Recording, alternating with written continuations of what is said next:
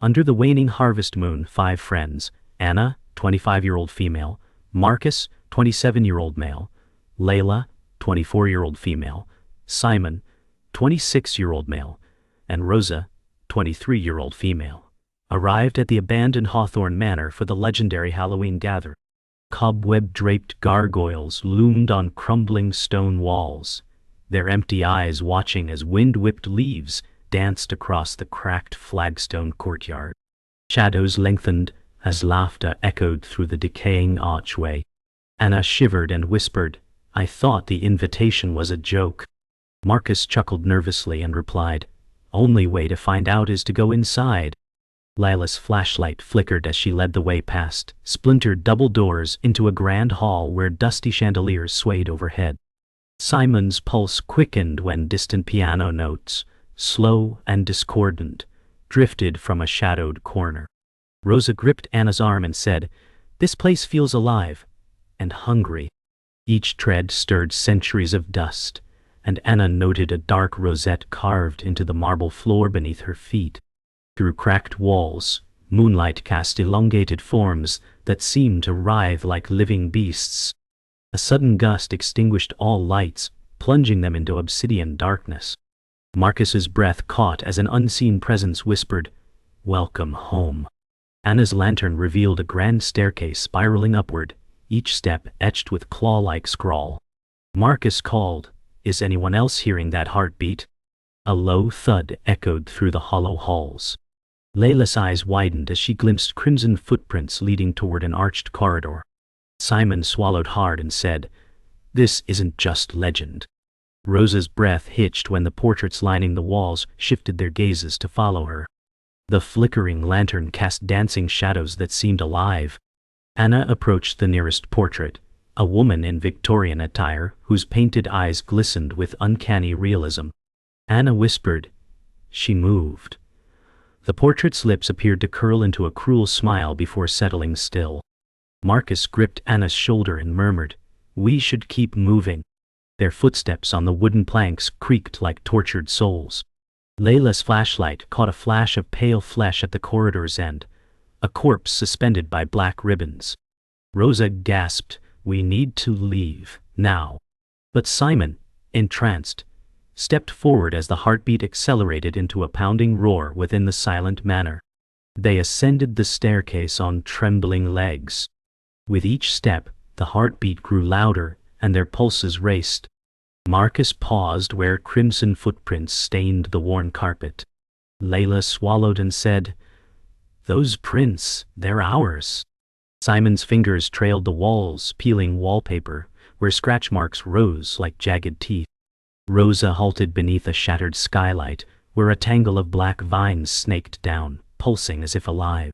Anna whispered, "This place breathes." A sudden gust slammed the skylight shards aside, and cold air rushed past, extinguishing the lantern. In the strobing moonlight, Anna saw a figure, pale, elongated, features obscured, hovering above the landing.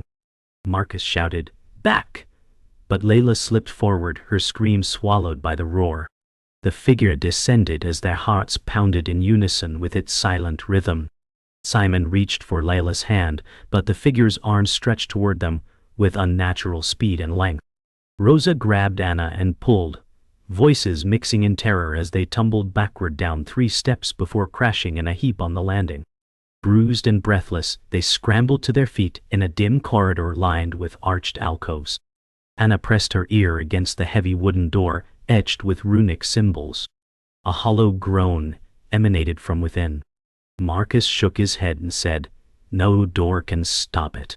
Suddenly, the door's iron handle turned slowly of its own accord. Layla grabbed Simon and whispered, "We have to face whatever's inside." Rosa's voice trembled. "Please, don't." Anna took a steadying breath and pushed the door open. Inside lay a grand ballroom drowned in fog. Moonlight streamed through shattered windows onto a marble floor painted with swirling black ink that pulsated like a heart. At the center, a massive stone sarcophagus cracked open, releasing an icy mist that slithered toward them. Simon stepped back, eyes wide, and said, "It's awake." Anna gripped her friend's hands and whispered, "Stay together." As the mist coiled at their feet, the fog thickened, and the painted floor's ink rose like tendrils seeking flesh to claim. In the ballroom's center, the inky tendrils slithered across the marble toward their feet. Anna shouted, "Circle up!" They formed a huddle as the mist thickened, cold biting into their lungs. Marcus lifted the lantern high, its flames sputtering in the icy air. Layla scanned the walls and saw inscriptions glowing faintly in blood red, ancient wards against the dark. She traced a symbol and said, "If we chant this, we might bind it." Simon and Rosa exchanged fearful glances but joined hands. Anna cleared her throat and began intoning the ward's words in a trembling voice. Each syllable echoed and resonated through the hall, and the black ink recoiled as if in pain. The mist convulsed, tendrils whipping upward, then retracting toward the sarcophagus. Marcus added his voice, steadying the chant.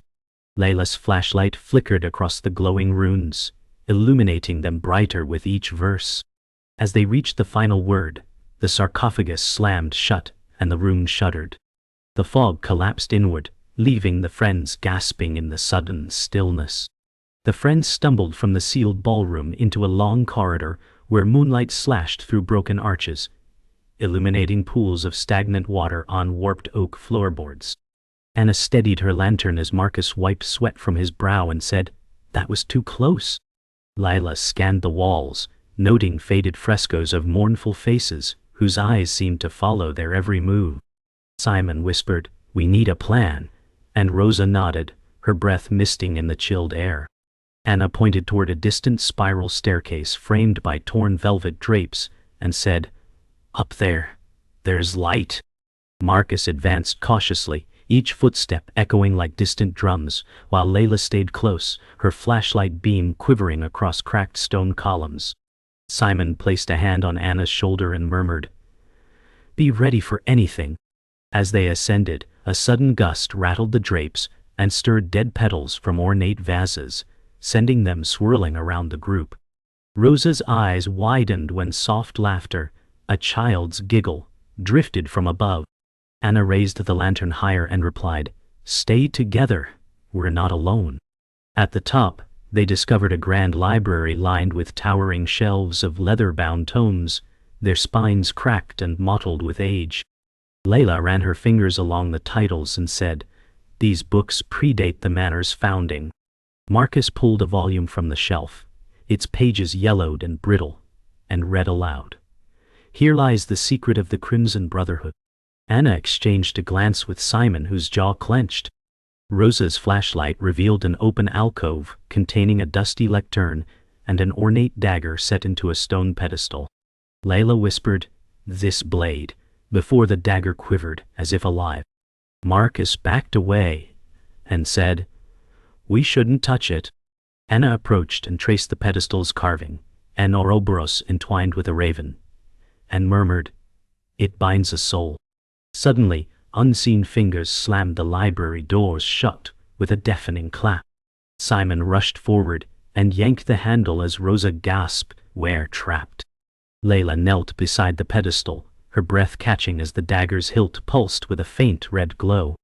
Simon warned, "Don't disturb it," but her curiosity overrode fear. She lifted the blade and a shock of energy crackled through the room, rattling books and quelling the lamp's flame. Marcus swallowed and said, "What did you do?" Rosa backed into a shelf as spectral pages tore themselves free and swirled in a vortex overhead. Anna whispered, "The words, they're chanting." From the vortex, a voice boomed in a language older than time, promising vengeance and power to any who listened. Simon grabbed the dagger and tried to drop it, but it seared his palm with icy fire. Layla's eyes glazed as she raised the blade toward her chest, murmuring the ancient incantation. Marcus lunged to stop her, shouting, "Layla, no!" But the floor beneath her cracked open, revealing a pit of writhing shadows. Rosa screamed and Anna leapt forward, catching Layla's arm just as the shadows reached up. Under Anna's grip, Layla trembled as the shadows surged toward her. Simon yanked the dagger free and flung it into the vortex, where it shattered into fragments of obsidian. The spectral pages tore at the air before vanishing, and the ancient voice faded into a distant roar. Marcus exhaled and said, "It's over." But the library's walls began to bleed ink-like fluid, pooling at their feet and crawling outward. Rosa pointed to a cracked window where moonlight revealed figures. Dozens of pale faces pressed against the glass, mouths agape in silent screams. Anna raised her lantern and whispered, "They're trapped souls." The ink pooled around Rosa's boots and seeped upward like living tendrils. Simon hauled Layla to her feet and said, "We need to leave, now." Layla nodded, tears streaking her dust-covered cheeks, and Anna led the group toward the ajar balcony doors. Outside a storm was gathering, and thunder rumbled like distant drums of war. They burst onto a moonlit terrace, overlooking a churning garden maze below. Marcus panted and said, "We can't go back inside." Layla peered down at the looming hedges, their branches twisted like skeletal fingers. Anna scanned the maze paths and murmured, "It's changing, redrawing itself." From the rose-arched entrance, a low hum rose as black roses bloomed instantly, petals splintering into shards of glass. Rosa backed toward the terrace railing, eyes wide, and whispered, "It's alive." Simon grabbed Anna's hand and pointed to a distant fountain where a pale figure, draped in tattered linen, stretched out a hand. The figure's eyes glowed with cold blue fire. Anna said, "That's the one who summoned us." Marcus tightened his grip on Anna's shoulder and stated, "We end this here." The wind howled, sweeping shattered petals across the terrace as the friends braced themselves against the oncoming storm and the specter's beckoning call. Anna led the group through a moonlit archway into a shadowed courtyard where statues of weeping angels crouched atop moss-clad pedestals. Marcus's breath plumed in the cold air as he whispered, "This place feels alive." Layla stepped onto a cracked fountain basin, water frozen like glass beneath her boots. Simon scanned the far wall where a blood-red sigil glowed faintly among climbing ivy. Rosa stifled a sob and said, "We shouldn't have come back here." Anna directed her lantern toward an ornate gazebo at the courtyard center, its wrought iron bars twisted into thorny spirals. Within, a pale figure knelt, head bowed over a crystalline basin filled with liquid silver. The figure's hair, long and ebony, fell in tangled coils as it murmured an incantation older than memory. A sudden gust extinguished their lights, plunging them into darkness, and when Anna relit the lantern, the figure stood and turned, revealing hollow black eyes that burned with icy contempt. The pale figure drifted forward on silent feet as the courtyard's frost cracked beneath its weight. Marcus raised the lantern and said, "Who are you?" The figure's voice rang hollow. "I am the keeper." Layla's flashlight beam trembled across a ring of carved runes etched into the gazebo floor. Simon swallowed and asked, "Keeper of what?" A sudden pulse of energy rippled through the courtyard, making the ivy shudder like living serpents. Rosa gripped Anna's arm as the runes flared blood red, and the silver liquid in the basin leapt upward in defiance of gravity.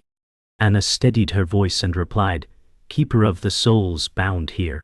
The keeper extended a gaunt hand, its fingertips dripping molten silver, and beckoned them to step into the circle. Layla inhaled sharply and said, "It wants something from us." Anna stepped into the runic circle, Marcus and Layla at her heels, Simon and Rosa hovering just outside. The keeper's silver tears dripped onto the runes, and each drop sparked like molten starlight. Layla gasped, "The sigils, they're binding us." Simon gripped Anna's hand and whispered, "What does it want?" The keeper raised its dripping hand and spoke. "A heart made of courage, offered in sacrifice." Rosa trembled and asked, "Who will give it?"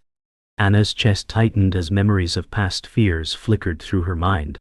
She drew a steady breath and said, "I will." The keeper inclined its head as Anna knelt, placing her lantern beside the crystal basin. The silver liquid churned and glowed brighter, reflecting her determined expression. Anna pressed her hand over the lantern's flame and whispered the words of an old promise to protect her friends. The runes pulsed with resonant light, and the basin's silver surface rippled like mercury. Marcus stepped forward, placing his hand atop Anna's and adding his vow of loyalty. Layla joined, her voice quivering but clear.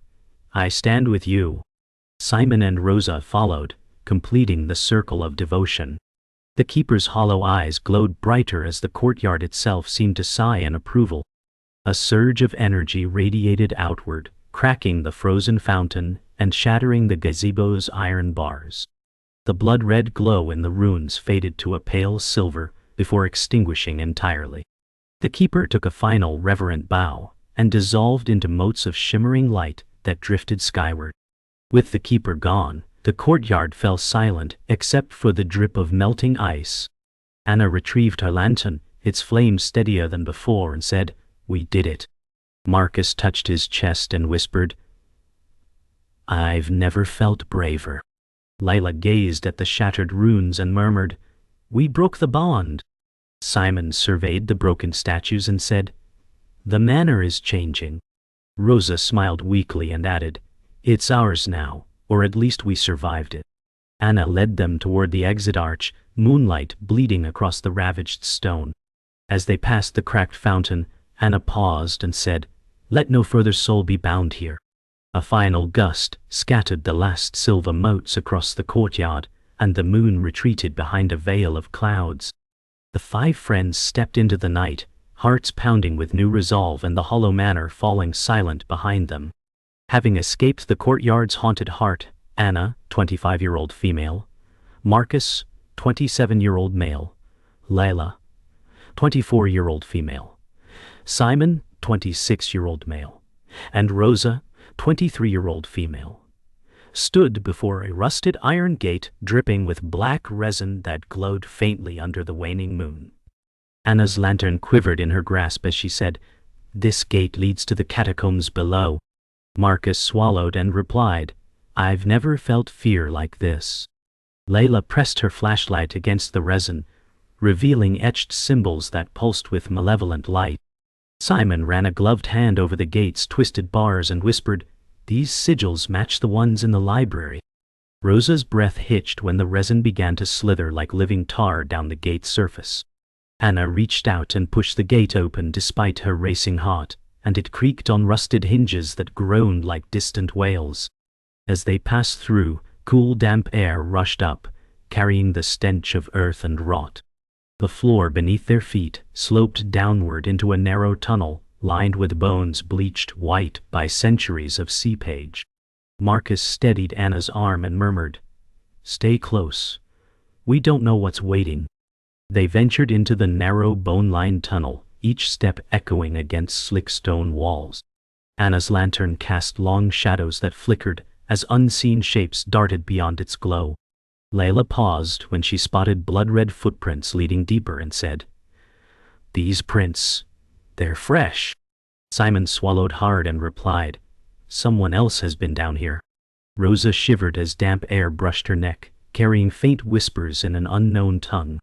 Marcus shone his flashlight ahead, revealing a fork in the passage, one path descending steeply into darkness, the other rising toward pale torchlight. Anna studied the markings on the wall, a pair of ravens entwined around an inverted crescent, and murmured, "This way leads to the altar." Layla hesitated, but followed Anna as they descended, the torchlight's breathless flicker hinting at ritual chambers beyond. Every footfall stirred brittle bones, and Layla's voice trembled. "I don't like this, but we have to press on." The tunnel opened into a vast underground chamber, lit by torches set in iron sconces. At its center stood a stone altar stained dark with old blood and ringed by shattered chalices. Anna stepped forward and said, "This was a sacrifice site." Marcus's voice shook. "Who would do this?" Layla scanned the chamber and found a tattered journal bound in human skin on a side pedestal. She opened it and read aloud, "Only the broken may be made whole by crimson redemption." Simon frowned and asked, "What redemption?" Rosa trembled as a distant drip echoed through the silence. Anna lifted her lantern closer to the altar, revealing 5 carved niches, each shaped like a heart. She whispered, "We have to choose." Layla closed the journal with a snap and said, "But at what cost?" Anna touched one heart-shaped niche and felt a tremor run through her fingers. Marcus watched as she traced its edge and asked, "Is this another trial?" Layla flipped through the journal's final pages, revealing ritual instructions demanding a heartfelt confession by candlelight. Simon whispered, "It wants our truths." Rosa glanced at her friends, fear and resolve warring in her eyes. Anna nodded and said, "We have to face our guilt." One by one, the five approached the altar. Marcus knelt and confessed in a trembling voice his betrayal of a childhood friend. Layla wept as she admitted to abandoning her sister in anger. Simon's confession cracked the chamber's stillness. He had lied to protect himself. Rosa's voice broke as she revealed a secret envy that once drove her. Finally, Anna whispered her regret for questioning her own courage, instead of believing in her friends. As each truth echoed off the stone walls, the torches flickered and the blood on the altar glowed crimson anew. With confessions spoken, the chamber trembled as the altar's crimson glow deepened. Anna rose and said, "Did it work?" Marcus placed a hand on Layla's shoulder and replied, "I feel lighter." Layla's tears glistened in lantern light as the bloodstains receded into the stone. Simon smiled softly and whispered, "The niches are empty now." Rosa peered at the 5 heart-shaped carvings, now aglow with silver light, and murmured, "We're free of the debt." Anna stepped to the altar and laid her lantern atop it. Its flames steadied and shone pure white. As the friends watched, the torch's flames shifted to pale blue, and a soft wind swept through the chamber, carrying distant laughter, no longer mocking but triumphant. Marcus nodded to Anna and said, "Let's go home." They turned toward the ascending tunnel as the chamber doors swung open of their own accord, revealing moonlight and the promise of dawn. Anna, 25-year-old female. Marcus, 27-year-old male.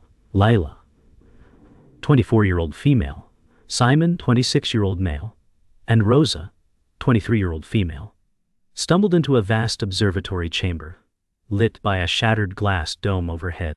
Moonlight streamed through jagged panes, casting fractured prisms on the polished marble floor, strewn with celestial charts and broken instruments.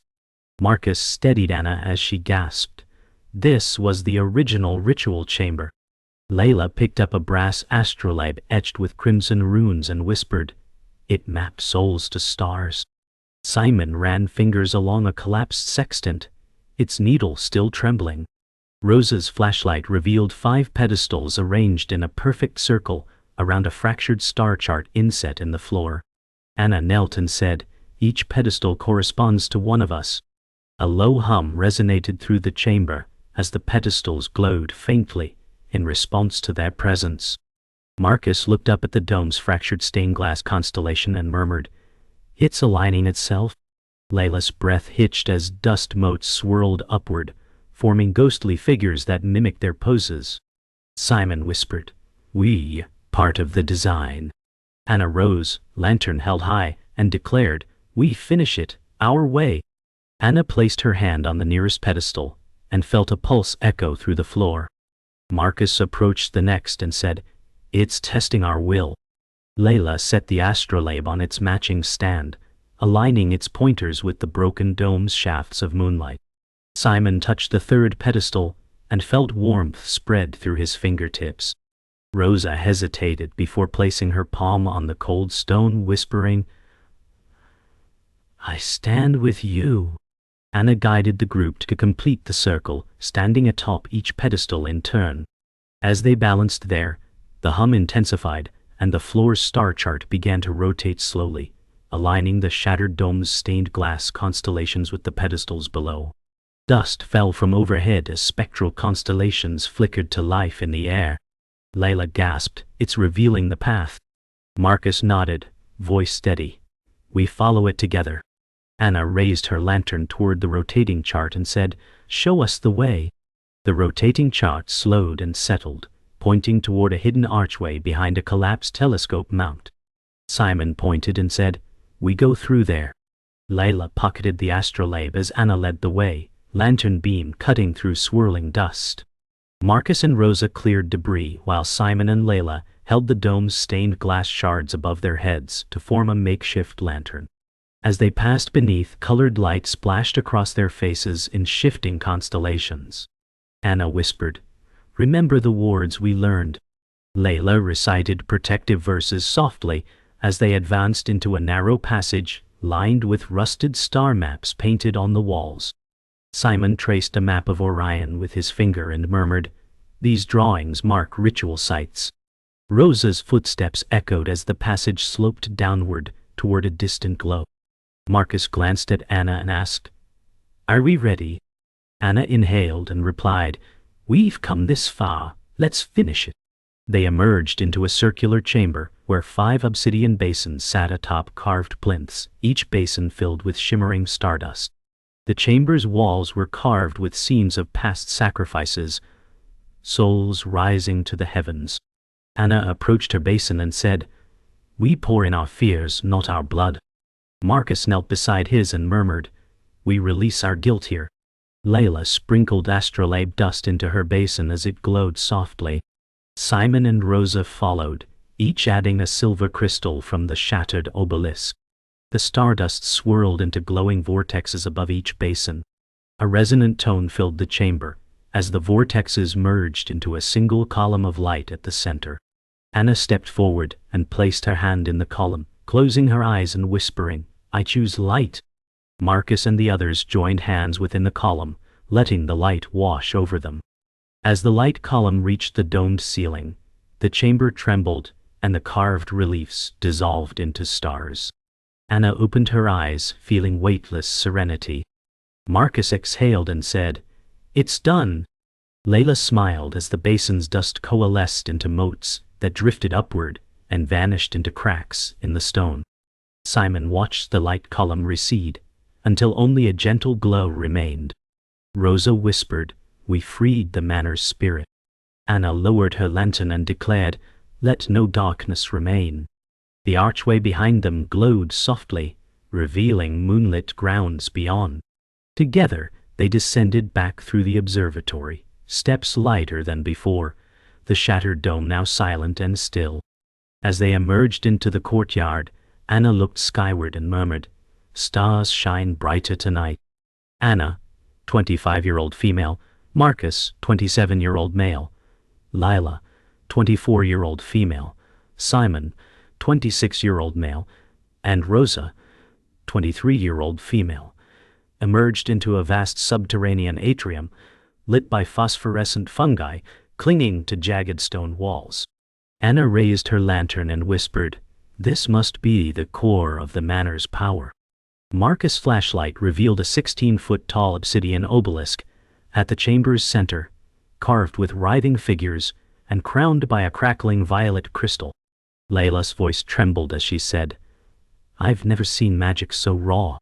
Simon swallowed and added, "It hums with hunger." Rosa stepped closer, toes brushing pooling bioluminescent water, and said, "We need to shut it down."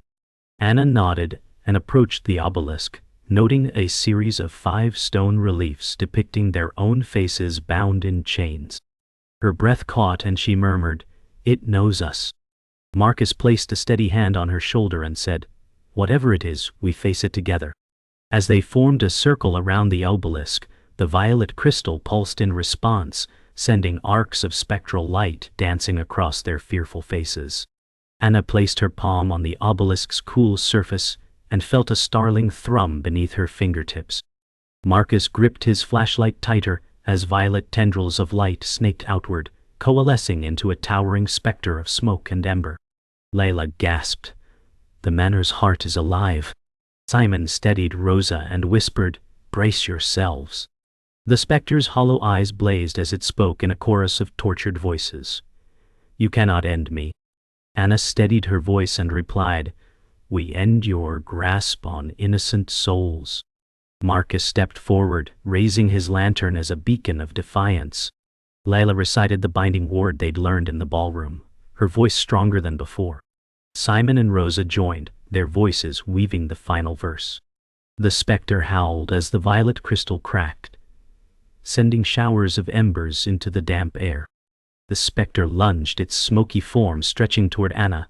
Dem stand, Anna gattel. Marcus swung his lantern, scattering embers like sparks of defiance. Layla grabbed a fallen shard of crystal from the fractured obelisk and shouted, "Aim for the core!" Simon knelt and whispered, "On 3, together." Rosa nodded, eyes wide with resolve. Anna counted, 1, 2, 3. All 5 hurled their light sources and crystal shard at the violet core. The shard struck true, embedding in the crystal with a resonant crack. The obelisk shook violently, and Marcus braced against the slick stone floor. Violet light exploded outward, and the specter shrieked as its form unraveled into drifting motes. Layla covered her ears as the chamber reverberated, and Anna exhaled in relief when the violet glow faded to ash. Silence fell as drifting ash settled on wet stone. Layla approached the fallen shard and said, "It's broken." Marcus nodded and added, "The crystal's gone dark." Simon pointed to cracks spidering across the obelisk's surface, and Anna whispered, "We did it." Suddenly, the ground trembled, and a hidden panel slid open, revealing a carved coffin lined with velvet crimson. Rosa stepped back and gasped, "What is that?" Marcus knelt and read an inscription, "Here lies the traitor's heart." Anna's eyes widened as she recognized her own name, etched in ornate script. Layla's voice shook. "Anna." Anna swallowed, heart hammering, and said, "This was for me." Simon laid a hand on her shoulder and murmured, "The real sacrifice was never the obelisk." Rosa's breath caught at the weight of betrayal as Anna looked down at the coffin, tears glimmering in lantern light. Anna stepped back, voice trembling. "They meant this for me." Marcus knelt and gently closed the coffin lid, murmuring, "They thought you'd break the bond with your blood."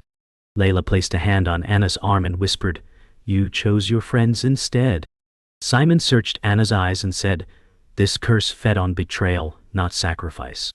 Rosa lit a final rune from Layla's torch and traced a circle around the coffin, chanting the word. The velvet lining glowed and then faded, sealing the traitor's heart within. Anna exhaled and said, "No more tests." Marcus offered an encouraging smile and added, "Let's go." As they turned toward the upward tunnel, the atrium's fungi dimmed, and a single violet mote drifted skyward before vanishing into darkness.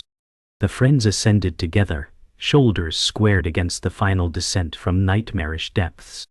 Dawn's pale light filtered through shattered panes as Anna, 25-year-old female, Marcus, 27-year-old male, Layla, 24-year-old female, Simon, 26-year-old male, and Rosa, 23-year-old female, emerged into the overgrown rose garden. Thorns coiled like serpents around, rusted statues, dew glinting on blood-red petals. Anna paused and said, "We've survived, but the manor still looms." Marcus brushed briars from his leather jacket and replied, "One last stop, the chapel." Layla scanned shattered gravestones, each etched name bleached by time. Simon inhaled the damp air and murmured, "It's too quiet." Rosa shivered as a crow's caw echoed from the crumbling bell tower. Anna lifted her lantern, its flame now steady, and whispered, "Stay close." As they navigated twisted pathways, Layla's flashlight revealed faint footprints leading toward ivy-clad chapel doors. Marcus gave a taut nod and said, "This ends here." They stepped onto broken flagstones, hearts pounding with final resolve, as the manor's spires pierced the gray sky behind them. They pushed open the chapel's heavy oak doors, which groaned like distant agony, and entered a vaulted nave strewn with shattered pews. Flickering shafts of sunrise pierced colored glass depicting anguished saints. Anna stepped toward the altar, carved from black marble veined with crimson, and said, "The final ritual must be here." Marcus's flashlight picked out an iron brazier shaped like a skeletal hand, its basin empty. Layla ran trembling fingers over a tattered velvet prayer book, resting on a stone lectern, and whispered, "These prayers, they bind souls to pain." Simon's breath hitched when wind-blown drapes snapped overhead. Rosa grasped Anna's arm and muttered, "We have to reverse it." Anna nodded, voice calm. "Together, we'll undo this nightmare. As they formed a semicircle before the altar, the morning light dimmed, and the chapel seemed to hold its breath in anticipation. Anna opened the prayer book and recited an incantation of release she'd found scrawled in the journal. Marcus joined, his voice steady despite trembling knees. Layla's whisper wove mercy into each ancient word, while Simon and Rosa added their pledges of compassion. As they spoke the final phrase, the black marble altar cracked, and scarlet veins of energy drained into the floor.